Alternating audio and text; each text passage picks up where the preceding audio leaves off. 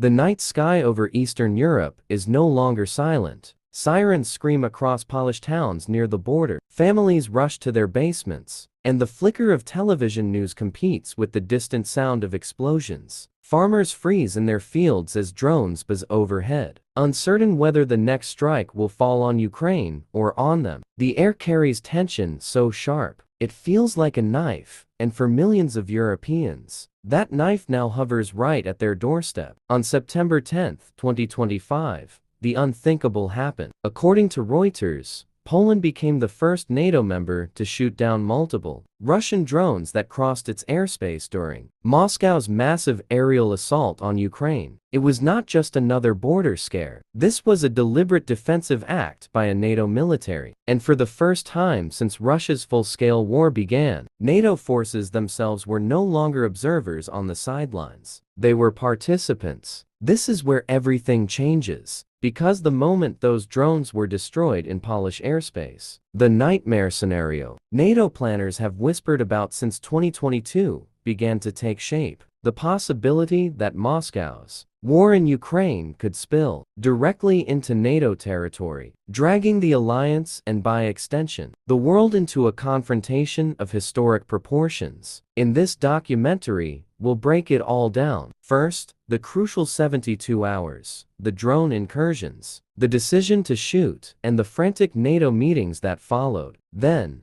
why Poland immediately invoked NATO's Article 4 and how that differs from the far more dangerous Article 5. We'll explore the competing claims about the drones, Russia's denial versus Europe's conviction. This was a deliberate provocation. And finally, we'll map 3 chilling scenarios, from containment to escalation to the nightmare of all-out war. Along the way, we'll show why this isn't just about distant armies and politicians. This crisis reaches into your home, from the energy bills you pay, to the cyberattacks that could hit your bank, to the soldiers from your own town who may be mobilized if the conflict expands. So, start with the rapid sequence of events that pushed NATO closer to a red line than at any time since the Cold War. In the early hours of September 10th, Russian forces launched one of their largest aerial barrages of the war, targeting Ukraine with swarms of drones and missiles, most aimed at infrastructure deep inside Ukrainian territory: power plants, rail networks, and cities. But as the attack stretched westward, dozens of drones veered off course and entered Poland's airspace. According to Reuters, Polish air defenses tracked them as they crossed the border and made the fateful choice. They fired. Multiple drones were shot down. Debris rained down on Polish soil. Civilians watched in horror as fire crews rushed to extinguish flames near residential areas. This was not a drill. By mid-morning, the Polish government released a statement, labeling the incursions a deliberate provocation. Within hours, Warsaw triggered NATO's Article 4, calling on allies to convene consultations over the perceived threat to its national security. AP News reported that the alliance moved quickly. On September 12th, NATO announced the launch of Operation Eastern Sentry, a sweeping defensive deployment to reinforce its eastern flank. Fighter jets were scrambled, ground-based systems were positioned closer to the border, and additional intelligence assets were tasked with monitoring Russia's movements. The operation sent a clear message: NATO would not leave Poland exposed. But while NATO secured the skies, the political earthquake spread just as fast. In Washington, U.S. Secretary of State Marco Rubio condemned the incursions outright, calling them unacceptable. Yet just days later, President Donald Trump publicly suggested the drones might have strayed accidentally, a statement that, as Reuters noted, caused a rare diplomatic rift between Washington and Warsaw. Across Europe, leaders in France, Germany, and the UK closed ranks with Poland, denouncing the incursions as reckless and unacceptable. So here's where we are. Polish defenses down Russian drones. Article 4 is invoked. NATO mobilizes a new defensive posture. European capitals stand united. And across the Atlantic, U.S. politics send mixed signals at the worst possible moment. But what does it all mean? And how do we know whether this was an accident or the opening move in something much larger? To answer that, we need to dig deeper into NATO's treaties and the forensics of what's actually happened in polished skies. First, the legal framework. NATO has two critical levers, Article 4 and Article 5. Article 4 is the consultation clause. It allows any member state to convene the alliance when its security is threatened, essentially putting the issue on the table and demanding allies discuss a collective response. Article 5, however, is the cornerstone of NATO, the Collective Defense Clause. It states that an armed attack against one ally is considered an attack against all, obligating every member to respond.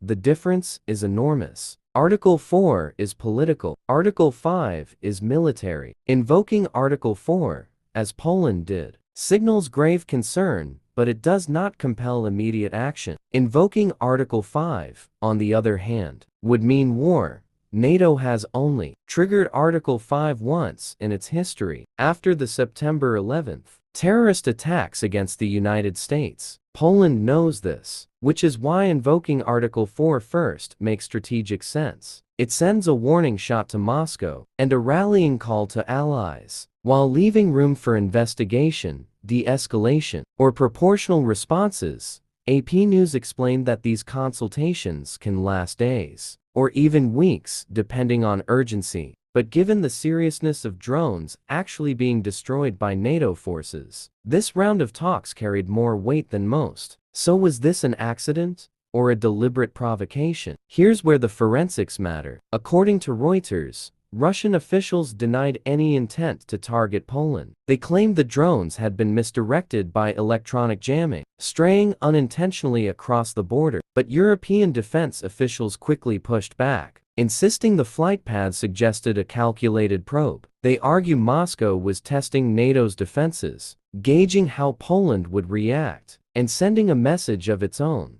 Which explanation is true? The answer may determine whether this crisis stabilizes or explodes. Think of it this way. If the incursions were truly accidental, NATO could contain the crisis with strong defensive deployments and diplomatic warnings. But if they were deliberate, the alliance faces a nightmare choice: respond collectively, or risk emboldening further Russian aggression. Meanwhile, NATO's Operation Eastern Sentry provides a glimpse of how the alliance is preparing for both outcomes. Reuters detailed how fighter jets from Germany and the UK were moved to forward bases, while ground-based air defenses were reinforced along the Polish border. Intelligence aircraft patrolled the skies continuously. For Poland, these deployments were both a shield and a signal: reassurance at home, deterrence abroad. Yet the more assets NATO moves, the more Moscow may feel cornered. That is the razor's edge we now stand upon.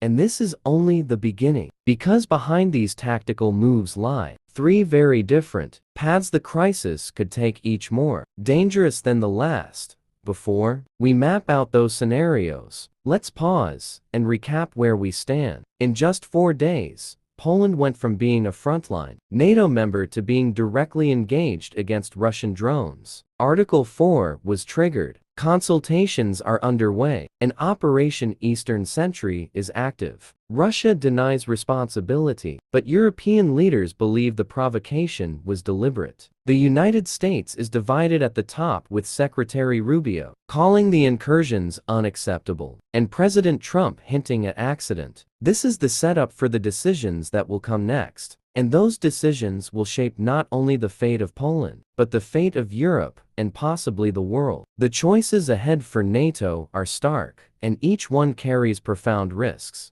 To understand the possible futures, we need to map 3 scenarios: containment, escalation, and the nightmare of all-out war. The first scenario is containment. In this path, NATO leaders conclude the drone incursions were either accidental, or at minimum, not worth direct military escalation. They bolster defenses, issue stern warnings, and rely on Operation Eastern Sentry to deter further incidents. Behind closed doors, intelligence sharing intensifies, cyber defenses are hardened, and military exercises expand, all designed to show unity without crossing into open war. For most citizens, life continues almost normally. Energy prices might climb, cyber attacks might rise, but the nightmare of soldiers being mobilized en masse is avoided. In this outcome, NATO projects strength through patience, while quietly preparing for the worst. But containment carries its own danger. If Moscow interprets NATO restraint as weakness,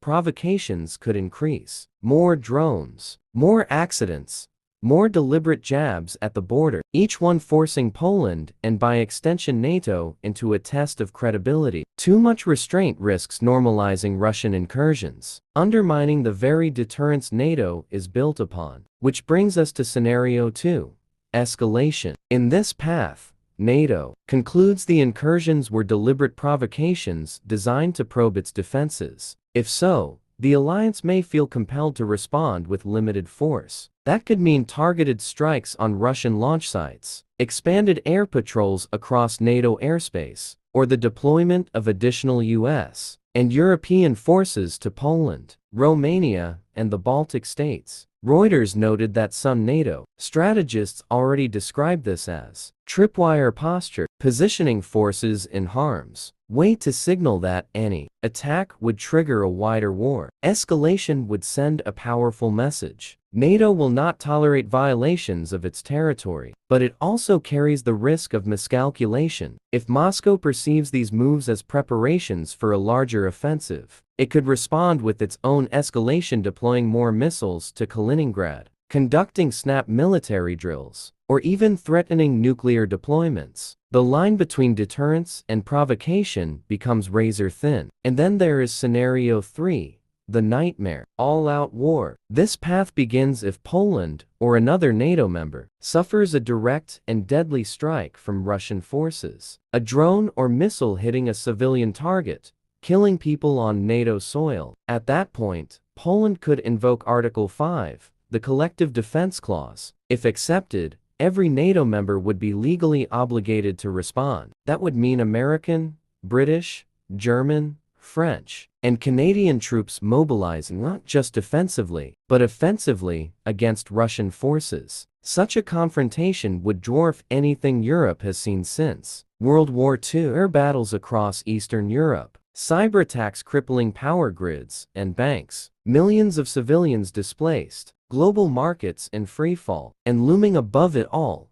the shadow of nuclear escalation, the unspoken but ever-present risk whenever NATO and Russia collide directly. No leader in Europe or North America wants this nightmare, but every day the crisis deepens, the path to avoiding it narrows. So where do things stand right now? AP News reports that NATO consultations under Article 4 remain ongoing, with no consensus yet on whether to escalate militarily or maintain containment. Poland continues to push for stronger measures, while Germany and France emphasize restraint. Meanwhile, Russia maintains its denial, calling Poland's actions reckless and accusing NATO of manufacturing a crisis. For ordinary people, these high-level debates translate into real anxieties. In Poland, families living near the border have stocked basements with supplies, uncertain if more drones will come. In Germany, utility companies warn that further escalation could spike energy prices again this winter. In the United States, lawmakers argue over whether America should risk deeper entanglement in Europe. While domestic issues mount, these are not abstract debates. They are decisions that ripple into the daily lives of millions. And this is where you come in, because the story unfolding in Eastern Europe is not just about generals, diplomats, and drones. It's about you. If you live in Europe, your energy bills, your online security, and your physical safety are directly tied to how this crisis evolves. If you live in North America, your country's commitments under NATO could mean your neighbors, friends, or family members are called into service if Article 5 is invoked. And if you live elsewhere, the economic shocks from global markets to food supplies will be felt worldwide. That is why understanding the stakes matters. Because when leaders make their choices, they are not just playing a geopolitical chess match, they are shaping the world your children will inherit. So let's recap. In the space of 72 hours, Poland went from monitoring its border to shooting down Russian drones inside its own airspace. Article 4 was invoked. NATO convened emergency consultations. Operation Eastern Sentry deployed. Russia denied responsibility, while European leaders insisted the incursions were deliberate. The United States sent mixed signals, with its top diplomat condemning the strikes, and its president downplaying them. Now, three futures lie ahead: containment, escalation, or war. The world has not faced such a knife's edge since the Cuban Missile Crisis in 1962. Back then, nuclear annihilation loomed over every decision. Today, the stakes are eerily similar. The difference is that we live in a world far more interconnected, where a strike in one country can instantly ripple through energy markets, cyber networks, and social media feeds worldwide. According to Reuters, NATO officials are now quietly preparing contingency plans for each scenario. That means stockpiling critical supplies, rehearsing evacuation protocols for civilians, and hardening cyber defenses against Russian retaliation. It also means preparing public communication strategies, because in a crisis like this, information warfare is as powerful as missiles. But here's the sobering truth: no plan survives contact with reality. When drones cross borders and nations mobilize, events can spin faster than any leader can control. That's why the choices of the next few weeks, perhaps even the next few days, will be so decisive. In Poland, leaders are determined not to back down. As one senior official told AP News, "If we allow these incursions to pass unanswered, we invite more in Moscow." Officials repeat the line that NATO is manufacturing hysteria, and in Brussels, NATO diplomats shuttle between meetings, balancing the demands of unity against the dangers of escalation. Meanwhile, citizens watch, wait, and worry. Parents in Warsaw hug their children a little tighter before school. Shopkeepers in Berlin grumble as energy bills climb again. Farmers in Romania wonder if their grain shipments will make it to market. And across the Atlantic, Americans debate whether defending Poland is worth the risk of direct confrontation with Russia. This is what geopolitics looks like at ground level, not just maps and treaties, but families and futures. So, where does this leave us? It leaves us in the shadow of history. NATO stands at a crossroads: to contain, to escalate, or to fight. Each path carries risks, and none guarantees safety. The only certainty is that the decisions made in Brussels, Warsaw, Moscow, and Washington will shape the 21st century as profoundly as the choices made in Berlin, London, and Washington shaped the 20th. The world has entered a new era of insecurity. Drones cross borders, alliances are tested, and leaders walk tightropes between deterrence and disaster. For Poland, the nightmare is already real: flames on its soil, sirens in its towns. For NATO, the nightmare looms just ahead. And for all of us, the question remains: how close are we willing to stand to the edge of war? Because the edge is here, and tonight, it is closer than ever.